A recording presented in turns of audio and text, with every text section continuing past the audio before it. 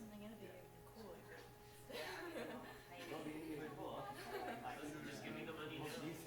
Yeah, exactly. But we're like, maybe we could come up with a cool idea. So we're like trying to brainstorm and stuff. And I was like, huh, this new media channel, that might be interesting. Like, Well, hey, hopefully, Ashley. again, you get some things, you apply,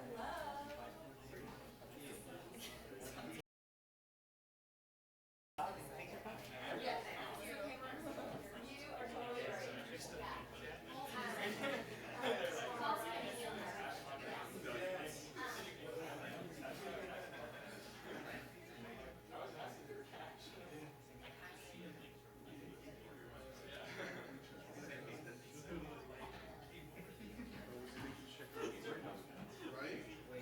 You'll feel like making food again without inviting me?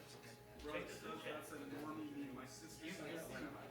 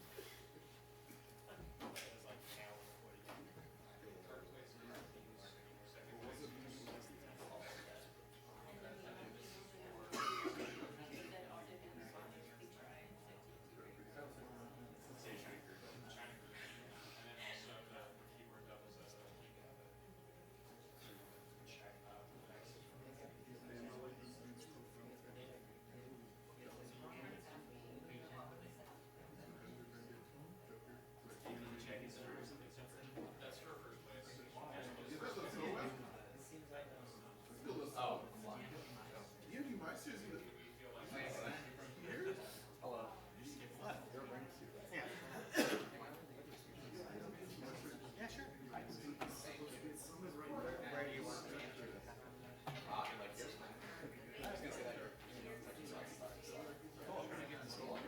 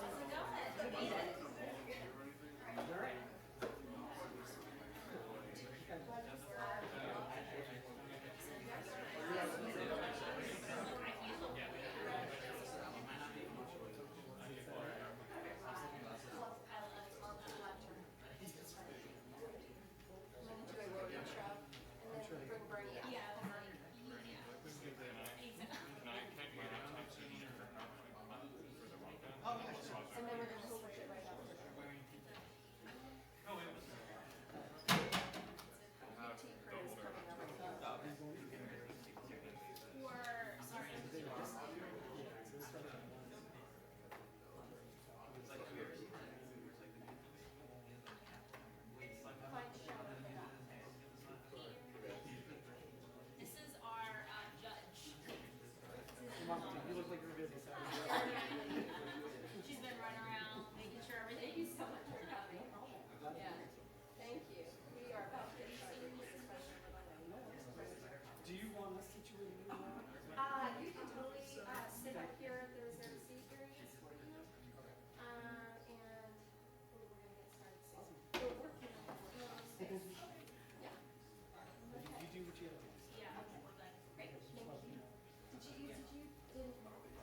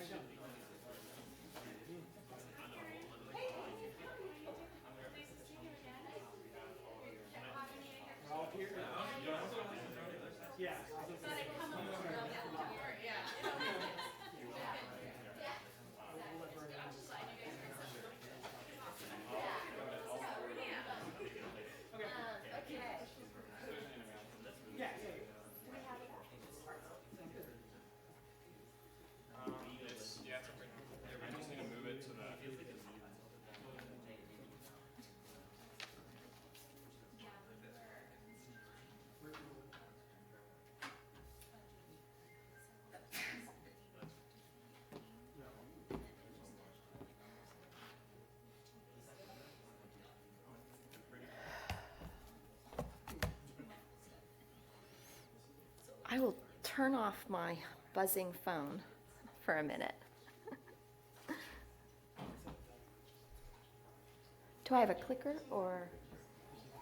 You do have a clicker. Let me see if it actually works. Cool. Can I get the school bar?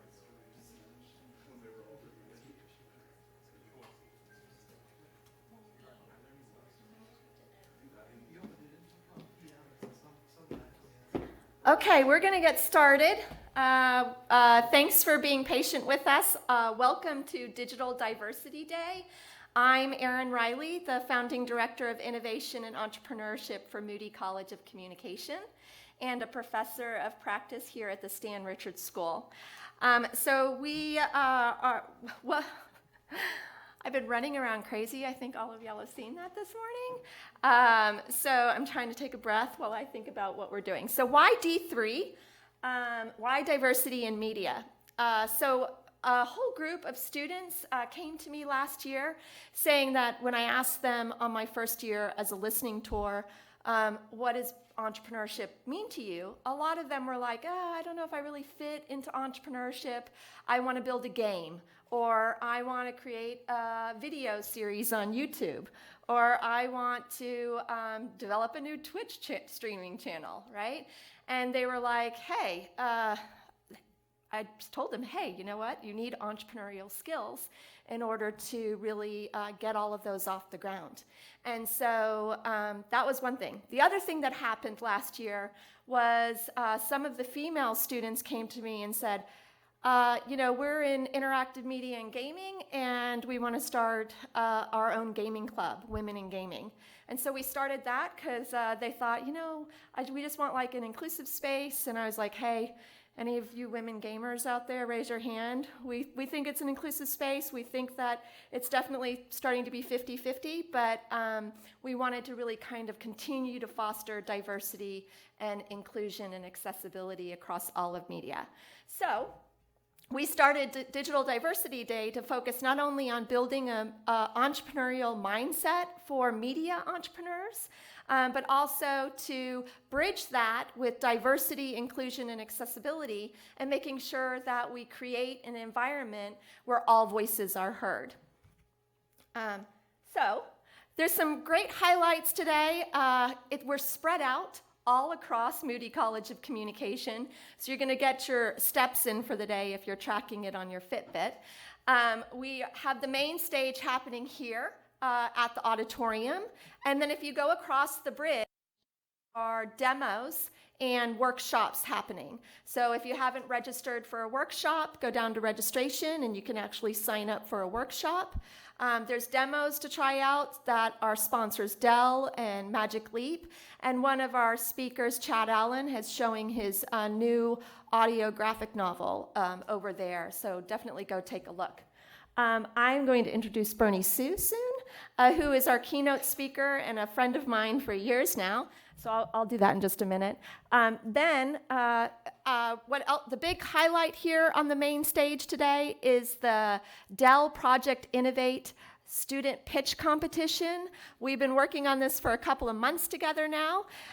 We had over 20 entries, student entries participate in sharing their ideas, and 5 were chosen as finalists that will get up here on stage today in front of a panel of industry judges to see who wins the Project Innovate pitch competition. And lastly, in the afternoon, we'll have panels on entrepreneurship and diversity. And there's 3. There's 2 here in the main stage. There's the media and entrepreneurship panel, and then the diversity and media panel. And then downstairs, right downstairs near registration, is Fleming Auditorium, where we will have a diversity and growth in esports panel. It's a really big, hot topic. It's growing. UT is very interested in growing this, which I'm really excited to support. And after the panel, we are going to do an all-inclusive Smash tournament. So we've got some guys up there that are probably competitive gamers, but they are here today to actually be mentors participated in an esports tournament, now's your chance to get your feet wet and try it out. They're very friendly. I've met them, so they'll definitely show you the ways and not take over the controls, because we don't like that, right, guys? Right. Okay. So I want to give a special shout out and thanks to the UT student game clubs. Besides actually connecting with Denise Emerson, who's the president and founder of Women in Gaming, we then said, hey, you know what? Let's actually make this broad and bring in the other student gaming clubs.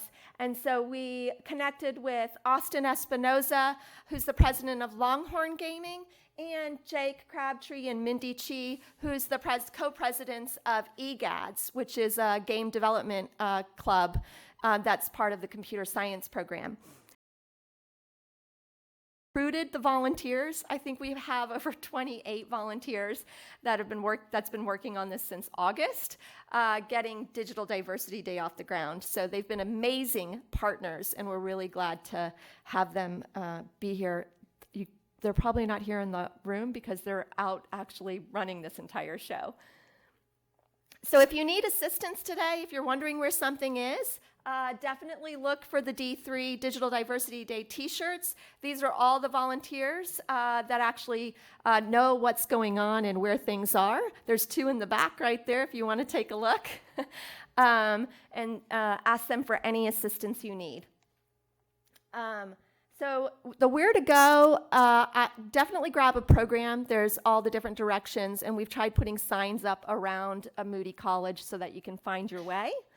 And if you're hungry, because it is around lunchtime, we are very fortunate to have HEB as one of our sponsors, who's actually feeding the masses today with Texas barbecue. So that is down on the lawn. If you ever get hungry, we're going to take 2 intermissions on the main stage throughout the day. But really, it's up to you.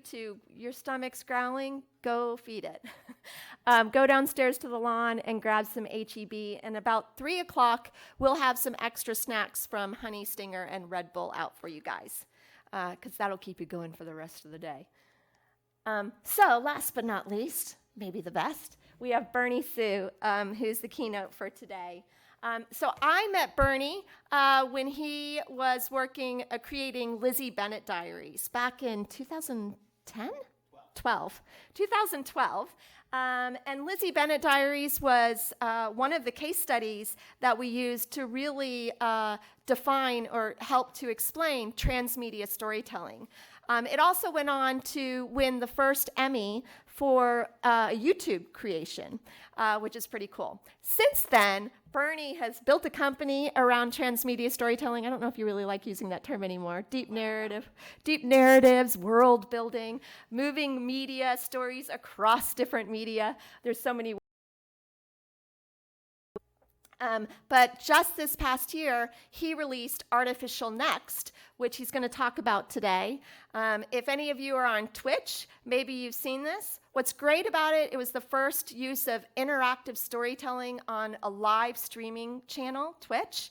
And it went on to win the Creative Innovation Award by the Television Academy, an Emmy, a special Emmy award.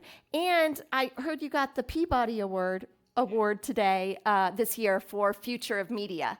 So give a big shout out to Bernie Sue and welcome him kindly. Thank you.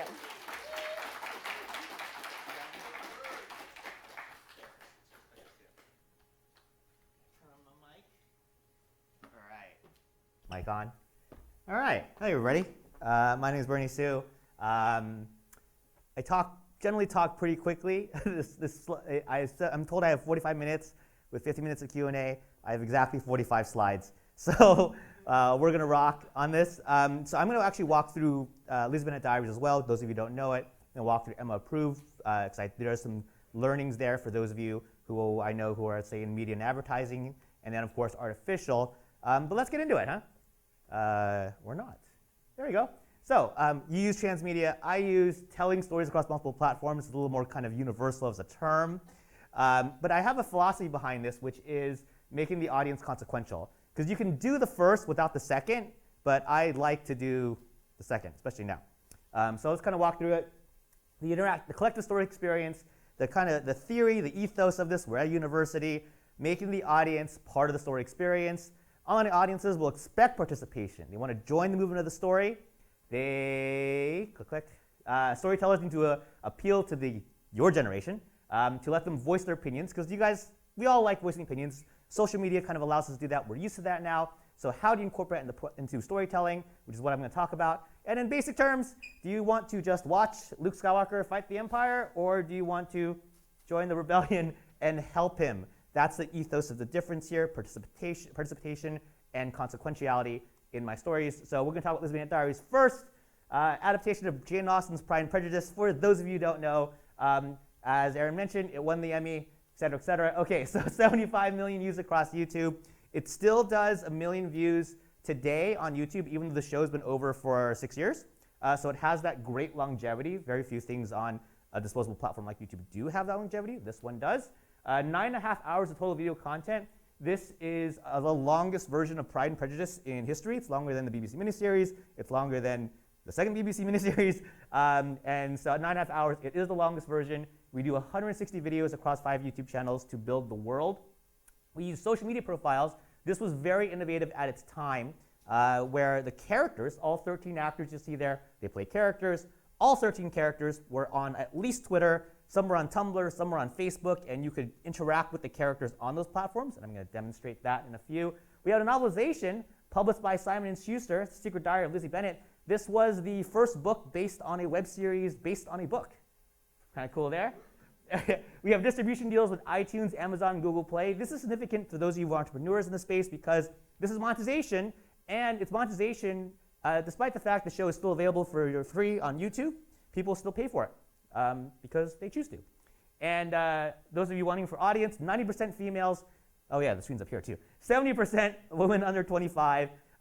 Those of you who know Jane Austen, that should not surprise you, but just in case you want to know. All right, so let's talk about the user experience.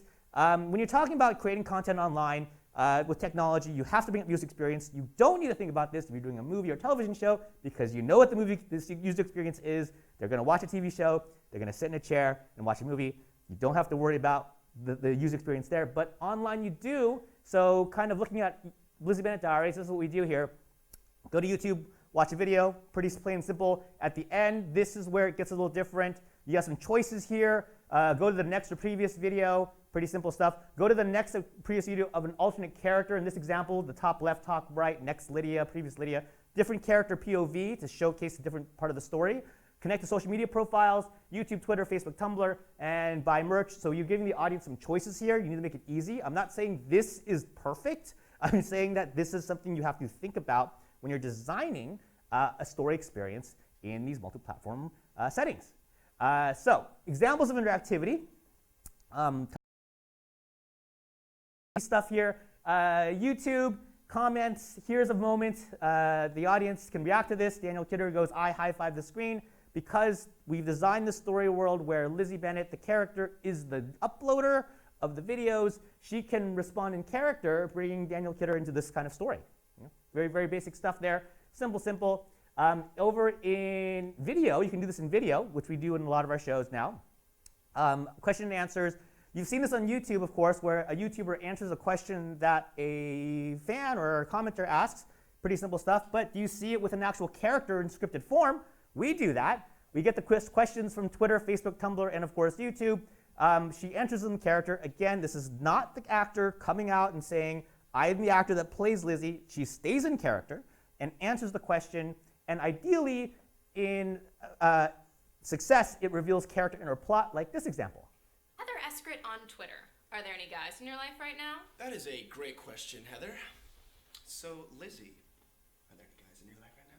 So you see what happens there. Heather Eskrit on Twitter asks the question. That question, we answer, the character answers it, and it creates this cute moment, revealing some character and or plot. When you do it effectively, you get something like that, and the fans ideally love this stuff. Moving on, social media. This is basic stuff, but you can see the advancement here. Twitter. People who still use Twitter. This is back in 2013. You see a kind of basically conversation between two characters on Twitter. The difference between Twitter, of course, than say text messages is that Twitter is public, unless you're privatized all across. And so a fan can jump in to this, and the fan does. Lizzie Marchese goes, I need photo proof that you two are going to be doing what you're saying you're doing. So she kind of calls us out. You know, a little glib about that, but that's okay, because we have this photo ready to go. We actually anticipate this call out by the fan and actually preload this photo ready to go from both characters to the fan, bringing that fan into that conversation. You think about what this means, it's kind of like a magic trick. You're like, you know it's fake, you know they're not real characters, but man, it really feels real when they respond to you like that in real time. So, cool thing you can do there. Examples of this expanded universe. This is a little gimmicky, but it's funny. Hopefully you think it's funny.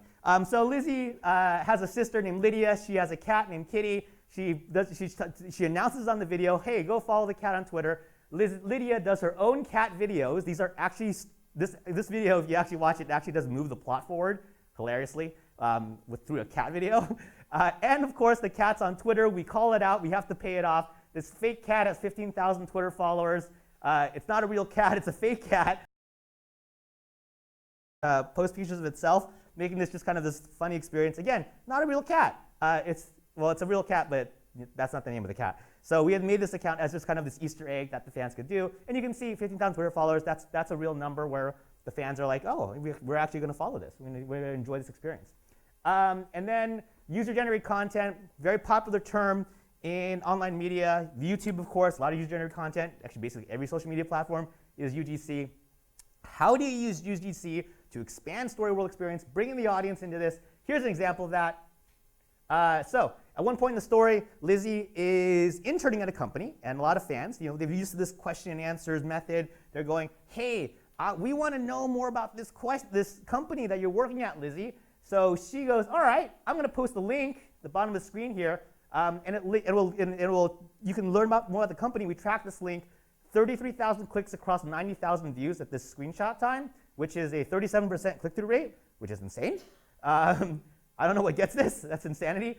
And where does this link go? It goes to a website of a company that is fake. This is a fake company. It's a real website. But on this website, again, a little world building here. There's some things to do. There's a video to watch. There's this little passage to read. And this passage actually kind of like cues something. College and Collins seeks on-camera talent. What this is like they're looking for hosts. And so when a fan looks at this, they go, wait, can I apply? Can I apply to be a host at this fake company that this fake character has called out? Yes, you can. Fans do it. We have to think about like 60 applications. And of course, we've got to pay this off if you do this. So we hire a fan, bring her to set, shoot a video, and that video, of course, went on the website. And thus, this fan is essentially canon if you do all this. So one of those cool things you do. Obviously, a lot of work, but in success, pretty neat and pretty magical. All right, so now we're going to go into theory. We got a university, so we got to talk about some theory. So I like to call this parallel storytelling. What this means is that the audience can kind of jump around through the timeline based on where they want to watch the story from what point of view. So let me walk through that. Lizzie Bennett, the character, the literal character, her timeline exists on her YouTube channel, her Twitter account, and her Tumblr for 12 months. That's what the 12 represents. That's actually what Pride and Prejudice is. Pride and Prejudice, the book, is pretty much a first person. Well, it just follows her the entire story, the entire way.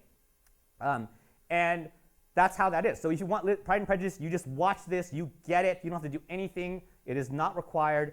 But if you want to kind of expand and explore, you can watch Lydia, the sister's character's timeline. And in the book and in our show, first 4 months, she's with Lizzie on the same timeline because they're like literally living together in the same house. But they split off in month 4, so what we do is we filled in this gap. So her timeline goes up, where Lizzie goes a different direction, and Lydia drops down here. We fill in this, break off again in 7, come back in 9. You can see that there. And for another character, say Gigi Darcy, a character that doesn't appear on screen until month 10 of this series, we actually start her Twitter account in month 1, so you could actually follow her from the entire timeline from the beginning. What this means from the viewer's perspective is that you have some choices here. You can stay in the top timeline, go all the way down, then when you're finished, drop down to the second one or drop down to the third and pick or choose, or you can kind of take whatever you want in real time, like whatever's the next piece of content on the timeline, you consume it. most of our super fans did it that way, but like someone like, say, my mother, who loves Pride and Prejudice, never actually did any of this other stuff. She just watched the top timeline, many different perspectives, many different points of view about how you would experience the story, and this is what we present in this show, which I'm sure you guys talk about in your classes. So, revenue streams. Those of you who are looking at the entrepreneur side of this thing, you may go like, well, that's a lot of work. Does it make more money? How does Lizzie Bennet Diaries make money? So this is how we did it. Advertising, YouTube AdSense, very simple. You show a video on YouTube, it shows an ad, you get a cut of that percentage. Merchandising, very simple things here.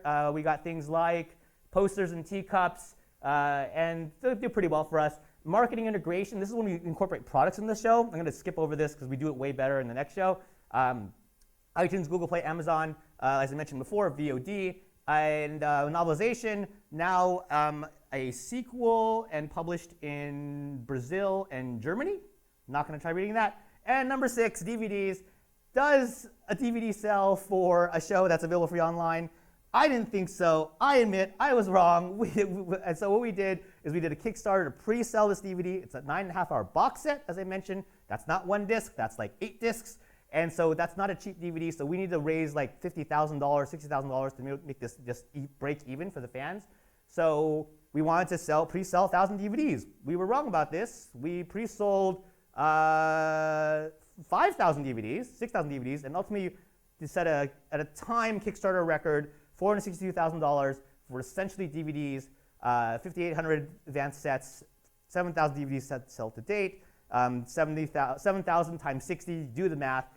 Pretty simple stuff, making this just a crazy amount of things for, again, a show that's available for free online. This is the result of, you go like, oh, can you just do this? No, you have to build the work and the fandom and the audience in order to incorporate this level of fever pitch to be able to do all this. But that's what you can do there, and that's that. For me, the money's great, but I'm more about the legacy of the show. This is what I'm most proud of. Inspired many fans to read Pride and Prejudice, many for the very first time. It's studied and analyzed across the world, like I guess literally in this building, which is an honor to be here. Dozens of theses have been written about the series. I actually met a young lady at the film festival yesterday who actually wrote her thesis about the show. Again, very cool. It won the Emmy, and I think it's the definitive version of Pride and Prejudice for this generation, or at least the generation who watched this. And here's some proof, because that's a bold statement. ABC News does a poll. Famous actors behind William Darcy. Our Darcy is beating Colin Firth by 3%, which is crazy. All right, moving on. Next show, Emma approved. Let's just go right into it. Let's talk about it. I know you're hungry. Let's talk about the show. Here we go. It was based on Emma, which is another Jane Austen book. Pride and Prejudice, successful for us. Why not go on, do Emma, which is another popular book from the author. 40 million views across YouTube.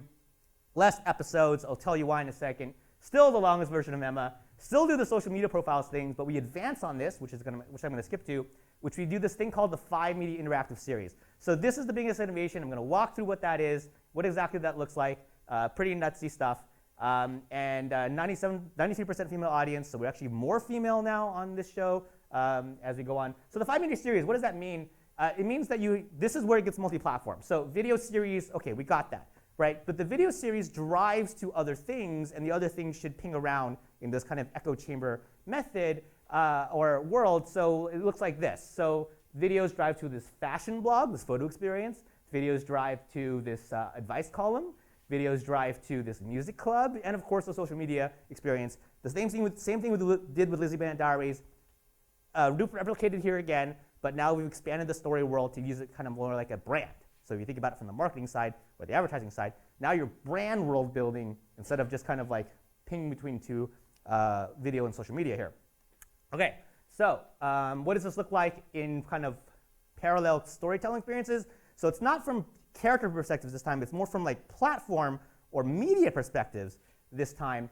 Video series, 72 videos, 14 bonus videos, again, 12 months of story. But now we have this fashion blog because we made the character a fashion blogger, and we connect the blogs and the fashion to the stories.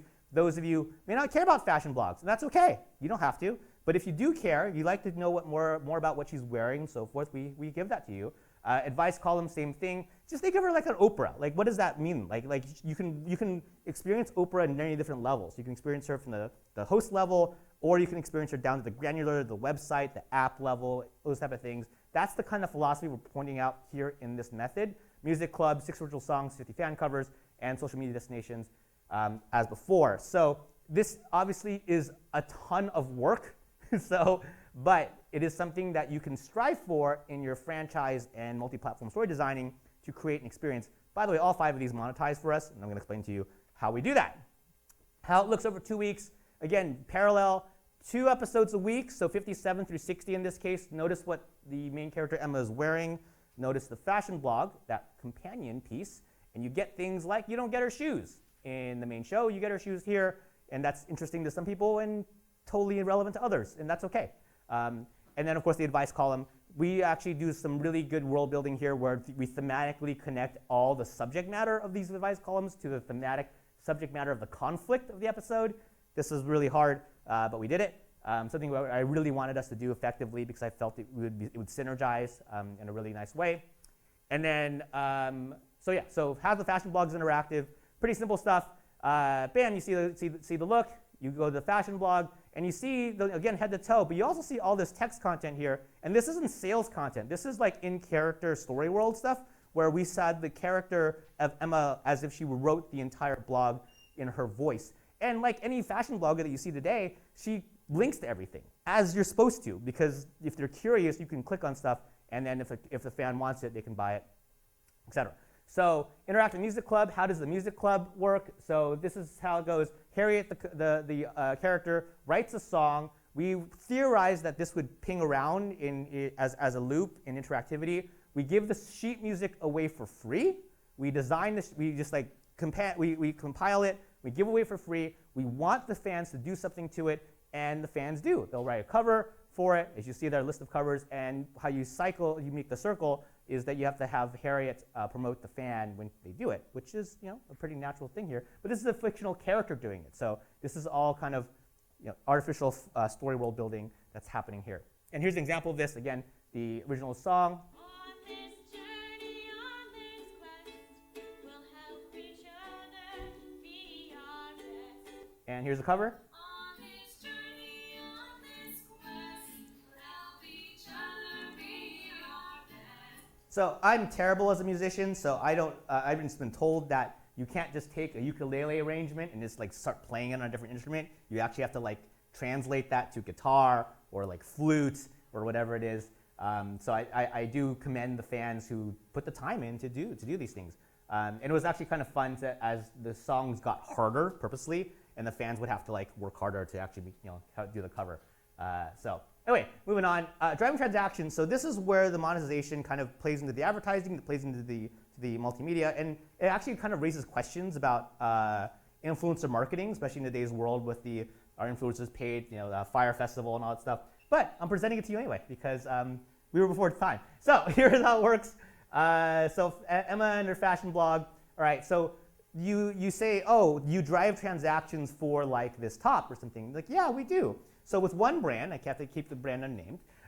So we're driving transactions for one partner. So in November of the show, we drove 3,800 clicks and did $10,000 of gross sales for one brand. This is one brand, okay? And we featured many items in that month, okay? So you go like, all right, that's pretty cool. And we, of course, we get a cut of this. And so in December of that year, we only featured are doing pretty good numbers here. I mean, like, that's crazy, right? 2,000 clicks and 7,000 gross sales. You're like, wait, from one item? Like, how does one item point to 82 sales? And then in January of the next, I guess, year, but top of the year, we were on hiatus. So we actually weren't releasing content, but yet we were still driving sales. And so why is that? How is this possible? And it's because the content is evergreen. The links are still hot. If you come into the show later, just like if you came into a show on television late, the show is still there. Like on Netflix, you're like, oh, I didn't watch Stranger Things until 6 months later. Stranger Things is still there. Emma Approved is still there. You can still watch it. You can still look at those links. You can still click on those links. It's up to, of course, the brand to make sure that item is still stocked. And then we can still convert those sales. And so this creates a really interesting conversation about like how to make evergreen content yet still drive transactions. I'll let you entrepreneurs think about how to do that. And so how do you do this in kind of integration with product? Samsung, way back when there was a Gen 1 watch for Samsung, they asked us to integrate the watch into the show. They paid us for this, of course, and they wanted a video and social integration. We said we could do better than that, and we wanted to show off what we could do. So instead of just video and social, we integrated in everything. So in this example, two characters, he takes a photo from the watch. Kind of silly to have a watch have the camera, but this one did. So we showed off where that photo goes. So if you see, this photo he takes doesn't exist in the show. It only exists on Instagram because that's where it would go. It doesn't make sense for the photo to appear in the show. It's not necessary to the plot, the main plot. It's an Easter egg for the fans to see, and of course we tag it. In video, this watch can also do video. Again, in hindsight, kind of silly, but we did it and we featured it. Records a video with the watch, beams the video to her phone. Video appears on Instagram Video. Again, the only place in the story world where you can see this video is there. It is not in the main show. Before the watch was a tech device, it was a fashion and gift accessory, so a holiday gift guide for the blog. The irony of this gift guide is that the only product that is actually authentic to the character is the watch and the phone. Everything else was completely made up because the character is fiction. So we had to kind of like fake the rest of this stuff to make this gift guide. And of course, the fashion accessory, which what a watch was before it became a tech device, works in the blog perfectly well, and it just seeds right into the tags, no problem, as if it was anything else. So this makes Emma Approves Galaxy Gear integration a 5-media integration. It was part of the video series, the fashion blog, the advice column, the social media campaign, and the music club, making it one of the, I'm positive this was the first 5-media integration. I'm not sure if it's been replicated since, but really proud of this as an entrepreneur and marketer that we managed to pull this one off, and hopefully inspires you. All right, moving on to the actual, the most current show, Artificial, on Twitch, the first original sci-fi series for Twitch. We just wrapped this show a few months ago, as Aaron kind of alluded to. It won the Peabody Futures Media Award and the Primetime Emmy this year. Not many shows pull this off. I'm very confident that this is the first digital series to pull off this double win in the same calendar year. Let's talk about it. So Artificial, those of you who know what Twitch is live. So Artificial, we do the show live, the sci-fi series that's done live, and it's about Sophie, an artificial intelligence being, and her goal is to become human, which is very common in artificial intelligence stories. But the difference for us is because it's on Twitch, she wants the your audience's help, your help to become human. So now automatically the concept of the show makes it participatory from the get-go, and now we can do all the crazy bells and whistles to it. Okay. How much content we do? 24 weekly live stream episodes. 1 hour-ish each, live and audience interactive. So we do the show live, and the audience is interactive. It's not just live. The audience is consequential to the story. Approximately 40-60 minutes each.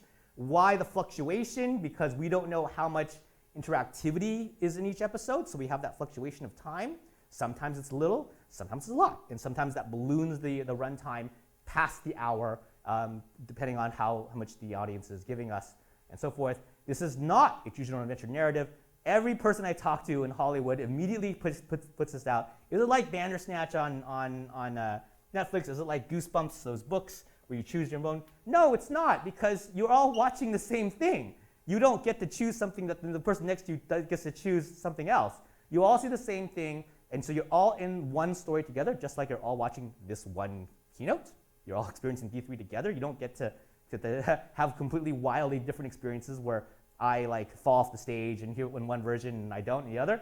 I either fall off the stage or I don't. That's it. And I'm going to fall. Anyway, so the audience works as a collective group, so they work together to help her become human, or they can hurt her. There are certainly examples of that in our show where the audience was not positive for her, and they help her in her journey, as I said before. So let's talk about philosophy again, theory, all that good stuff. We're out of school. You love it, or you don't. Who knows? Interactivity is not required. So I've talked a lot about interactivity in this talk, and you may go like, man, this guy must just like, he must be all about interactivity. I'm actually not. I don't think it should be required. Now, because we're not a video game. Video games are required, and that's fine. I think that's what differentiates a video game from what we do here. because video games are story too, so they can have story and they're interactive, but the interactivity is required. Like if you put the controller down in your game, the story's not going anywhere because the character or the thing you're controlling nothing's happening. So the interactivity is required in the game. The interactivity is not required in our shows. All three of the shows I gave an example. You could be someone like my mother who doesn't do social media. Just watch the show, give me the good experience. That's the way I work. And you don't want to punish the viewer who doesn't interact. So you want to watch a good sci-fi show, you watch the show. You don't have to do it live. You can just watch it and replay. You're fine. Lean back, watch a great sci-fi series. So then why be interactive? Well, you want to reward the interactivity. So you want to kind of like, if the audience does want to lean in, if some people do want to play, they do want to help, you want to reward that with engagement with characters, as we did with Lizzie Bennet Diaries you saw.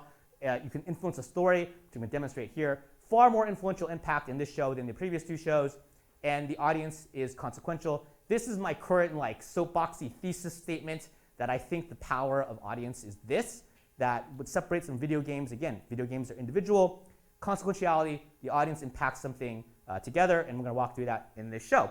So first thing, live audience questions, very similar to Lizzie Bennet Diaries, so not too crazy here, but the hardest thing about this one is that we do it live, so we don't get to prepare. So audience, these are some of the questions that the audience answered, and I believe all of these as example, and we've answered many more questions than this, were answered by the character as the robot in the show. And you see some are silly, and some are philosophical, and some are like accusory and stuff like that. All these things are in play for us, and we just we pick. Okay, so how is an audience consequential? Here's a kind of a cute example of one. Episode 4. What do you think of the picture behind you, Sophie? Ah, the blue tree. I like it, but I wish it was purple. Well, maybe we can do something about that next week. So in this example, God King 52 asks that question. The father character reads the question to her. She responds with that thing you just said. At this point in the story, her favorite color is purple, so she naturally wishes that this picture was changed. In episode 5, 1 week later, literally a week later, we flip it so that this picture comes in, and then consequently, because God King 52 mentioned that we should do this. So very cute stuff. Letters and gifts. Fans can send letters and gifts into the show. We put up this mailbox. So this is physical. This is a more physical thing. Think about like Hunger Games, where they can send stuff into the Hunger Games thing to help a character out. Gift card, birthday card, literal gift, birthday gift, all playable into this thing. How is this consequential? Here's an example of one. Episode 19, Amadeus 1. I hope you enjoyed this journal. May it aid you as you begin to explore the world and continue to learn to express yourself in new and creative ways. So he's implying what she wants her to do here with this. Here's a journal. Express yourself in new and creative ways. So, episode 20. Sophie, that reminds me, didn't you get a travel journal from your subscriber Amadeus last stream? It is right here. Cool. Father told me to write a poem expressing my feelings visiting the park. Shall I read it? Yeah. So you see that Amadeus' poem does this, or her travel journal inspires Sophie, the AI, to write a poem. Very big thematic things and creativity. If you watch the show, there are examples of this where it like ripples down many episodes and so forth, which I may have on this or not. Let's see. But polls. Let's talk about polls. So with polling, very popular thing on Twitch, very popular thing in general. Hey, audience, what do you want me to do? Go this and go that. So yeah, we do polling. But for our polls, we like to make sure when we're doing it right, and I'm not saying we always do it right, we make sure the polls are consequential. And because we want the polls to have weight, right? So in this example, I'm going to walk through some consequential polls. What will Sophie's relationship with Dr. Mei Lin be? This is the female character who's estranged wife to the male character. And so should this be a mother or scientist relationship? She's a scientist too. And the audience chose mother. So the audience actually literally gave the character a mother. And we had branched this out that we had the answer to the story either way. So the audience had chosen scientist, would have changed the show. But now you've basically established a relationship between two characters, two primary characters in the show with an audience choice. What should Sophie's interaction with her mother be? Should she be assertive or direct or obedient? The audience chose assertive. What will Sophie's AI sister be named? This little glowing ball here. Let the audience choose the name. They did. And how should Sophie interact with her sister? empathize, antagonize, sibling rivalry, good sister, bad sister, those type of things. And the audience chooses these things, and thus they are impacting these massively consequential relationships as we go. So here's an example of this, of audience choice and consequentiality. Color purple, episode 1. What should Sophie's favorite color be? The audience chooses purple, right? Already said this. Okay, you go purple. Well, how's that consequential? It's not a big deal. Color's a color, right? No, a favorite color to somebody is pretty consequential because you have to start changing things up. Episode 4, what book should Sophie read next? Ironically, the color purple wins. I obviously wanted them to pick Pride and Prejudice because that would have been really easy to write to if it was me. But they picked color purple, so I'm like, all right, fine. The audience picked color purple. Let's go. And so Alice Walker, color purple. Keep that in mind. So how does this ripple through the show? Books change people, right? A good book changes your outlook on life. It changes your personality potentially, changes your opinions on things. A Color Purple is a very provocative book. Sophie begins talking back to her father using language from the novel. The Color Purple has things like abuse and patriarchy and racism and feminism. All are kind of themes that you could pull from that text. And so Sophie starts pulling these themes out: independence, patriarchy, stuff like that. And she actually uses the book to help her father during a time when he's in need, in denial. And even a user at the end sends another Alice Walker book to her. So you see, none of this would have happened if the audience had not picked The Color Purple. And this affected, in this slide shows it's affected 4 episodes right here. And these are massively, again, consequential elements to it. So, yes, none of this would happen if the audience had picked Pride and Prejudice. By the way, Pride and Prejudice is the father-daughter relationship in that story is very positive. So it would have completely changed the show had they picked that book. All right, so in summary of Artificial, at least so far, scripted serialized sci-fi series. And already crazy enough. Live and audience interactive through live questions, gifts and letters, polls, and the audience's consequential to the story. And I think it defines what a scripted live interactive series can be. First of its kind, of course. Scripted live interactive series. There have been scripted live before, many of those. But there's more. I actually have one more thing to show you here as far as technology. So you ask yourself this question. Those of you, especially who are business people, entrepreneurs, technologists, may ask yourself this question. Does adding interactivity to a scripted series lead to more revenue? Fair question, right? It's way harder to do this. It's way harder to do it live and interactive than it is to just do a sci-fi show with a stagnant story. Super hard. So we, as the creators of the show, ask ourselves this question, and we wanted to present a hypothesis of how this could be solved. So here's how we did it. Monetizing poll system. This is, I tried, not patentable, but this method is totally viable for anybody in this room to use. Okay. Here's some rules that I've determined. Polling, if you do a monetized poll system, the poll has to be highly consequential. It can't be coffee versus tea. That is not consequential. No one cares. Well, maybe you do, but not really. You know what I mean. All right. It has to completely alter relationships and or story, as the polls I showed you on the previous slide do. Okay? And this is how our mechanism works. Each viewer gets 1 vote, but viewers can buy more votes with, in this case, bits, the Twitch currency. 1 vote gets you is free, buy more votes, and you can see some of the voting. And we've experimented with the thing. Like, is it 5 bits? Is it 10 bits? This is all experimentation. So this is all data grabbing. We weren't trying to roll up $1 million overnight. We were trying to okay, what is the most effective way to do this, right?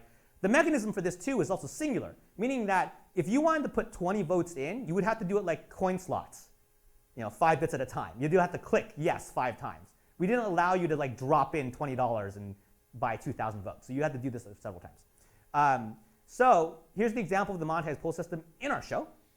Should Sophie and Lila remain friends? This is like the 2 girls, they're the best friends. Should they remain friends? And there was character conflict to justify this poll actually hitting the board, right? So we just didn't do it just to do it. We actually established it because of character conflict and Sophie wanting to put this up to the audience to vote for this. Poll goes up. Lila's losing because Twitch is hateful. Lila's losing by double digits. This thing is over. The friendship is doomed. Okay, but because this mechanism exists, now the fans, the smaller population of fans that really care about the character can fight back. They can fight for the character they care about, they love. They can help her now. So what they do is they buy extra votes and swing this poll the other way where she barely wins. Like she's losing by double digits and she barely wins at the end of this thing. So this is probably just like 2 people who did this, who like bought like 30 votes and swung the thing, 44 votes to swing this thing. So it's not really a lot of money here, but you can see that 2 fans basically just did this, right, to swing this the other way. Lila wins, they remain friends. So the audience saved the friendship. So it's double benefit. 1, we make money. 2, the audience saved the friendship. So the impact of this is, of course, you can kind of tease on what this is. Here it goes. Come on. There we go. It's a more robust monetization system. Now you're playing into this gamified experience where the audience can influence the show because they just want to, and assuming they have the income, of course, right? Caters to all level users. Again, not required. You want to watch the show? You can still watch the show for free. Just watch the show. But if you want to be involved, you can do more things. And those of you who know mobile gaming, they love to say, don't cap your revenue, don't cap your whales. This is a way to kind of not do that. Sure, there's a cap, right? There's this kind of leaning toward that not capping the revenue for the whales. It rewards passionate fans. I actually do love this as a storyteller. I love the idea that I'm giving a passionate fan the power to kind of take over an element of the show that I'm letting them take over.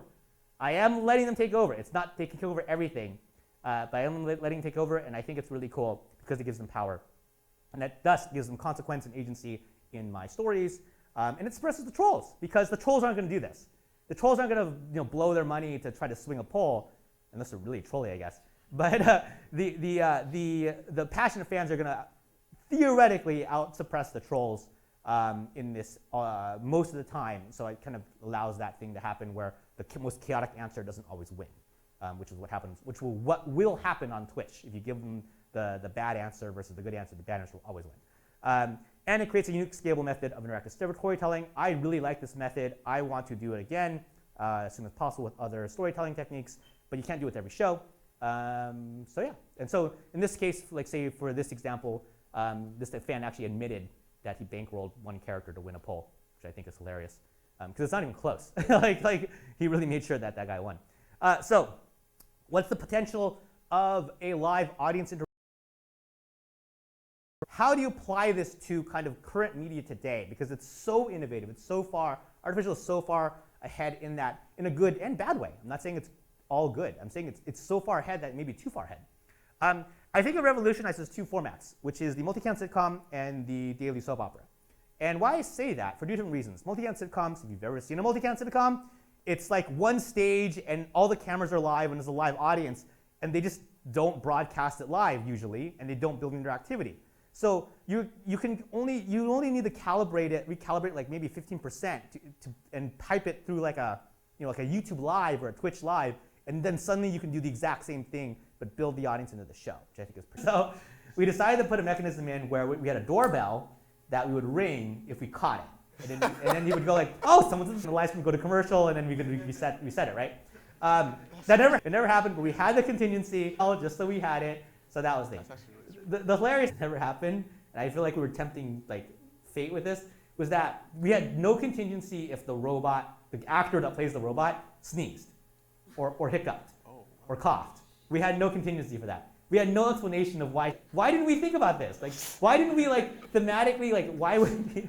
So because we had story answers for everything. So I'll give you an example. Okay, so right. They're going to talk about and sexual things. Like, yeah, we moderate that stuff. If it gets out of hand, you're blocked. Get out of here. We don't want you in the chat. It's our chat, not your chat. Get out. All right. But we actually wrote in an answer to a scientific question. Okay, because in AI humanoid the industry, sex robots is a real thing. Okay, that's right. Whether you like it or not, that's happening. So for us, Thank you. Oh, you're welcome. Oh, we're still going. It's 1:40. Okay, cool. Stop time. We've got just 2 more questions. 2 more questions. So just in regards to like the whole like branching paths thing that you showed us with artificial, did you have like when you would have 4 forever? Okay. And yes, exactly. You would be very upset about it, as you should be, and thus I should have consequences for it. If I were to physically assault you, I would be arrested, right? Things like that. I'm just stating the actual moments of like why if it. Feeling good about our relationship. I've rationalized why I'm not going to do that, so it's not going to happen. Okay, but see, the laughter here is like that's you empathizing with the impact of it, versus it being, oh, I just want if they're throw the pie. It's like, yeah, of course we want to see them throw the pie in the face, right? That's for this. I'm just in my kind of overall theory and soapbox like point of view. You want them to matter. You want to feel like, as an audience member, that you're impacting the story. You're helping Luke or hurting Luke because you don't like him. I don't know. Or you're helping Harry Potter or hurting him because you don't like him. I don't know. But like that's what you want to feel like. And today you don't Potter World, I suppose, which you don't really get to do that. But that's the next level of what we can do as storytellers, whether it be in mobile, like massive online world gaming, or in storytelling, or in movies, or in television shows, or whatever. So that's where my work is right now. Last question. Yeah. Oh, go, just go, ask. Sorry. Okay, I just had a quick question.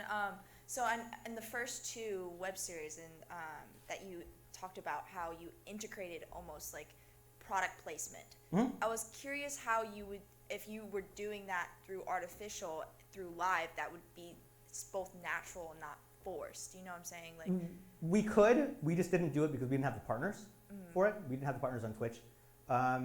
We totally could have done it. It's totally doable, and we would have happily done it had the right partner come.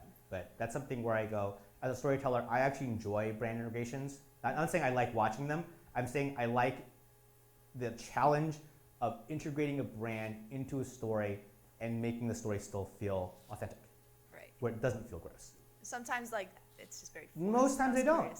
And that's not necessarily the creator's fault. Sometimes the logo, like put it up to the camera and like, really, this is what you want to do? You know, like I'm fine with the logos, like a lot, but this isn't natural. Why don't you use a natural way where I just like I'm wearing a Twitch shirt, you know, like something like that. That's more natural. So again, just user. What's best for the user is what's best for the brand. All right. Now, real last question, way over here. Oh, all right. I'm gonna get it. Nice. Okay.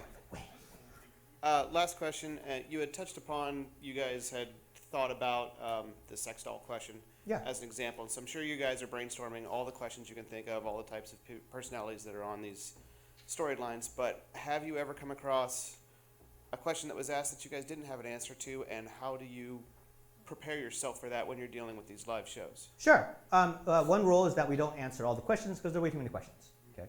So that's one. Second rule we do, this is for all our shows, by the way. If a question blows the story open, you can't answer it. It's kind of like, let's use Star Wars for example. First, Star Wars Episode 4, Luke Skywalker at Tatooine, and it's interactive, and you can go, hey Luke, guess who your father is? Blow the story, destroy it, like right there. So you can't do that. You can't let the audience blow your story. So that's another thing. And so for us, it doesn't mean that those questions are immediately thrown out. A lot of them are, but sometimes what we love to do is see questions that we aren't expecting at all. Like we don't anticipate that question. They ask something that's out of the blue, and we go, oh, let's try to incorporate this in. And we'll take some time, quick or not, incorporate the question in, and that's what makes it great. But if you ever watch Twitch, if you ever watched our shows on Twitch with the replays, that chat is flying. Like there's no, like if we were just answering questions, the show would just be answering questions. There would be no plot. It would just be the robot answering questions the whole time, which would be a gimmick for a while, but it wouldn't stick and create this relationship with the characters. But that's my recommendation. Blows the story, don't answer the question. Move on to the next one. Cool. All right, I think that's it.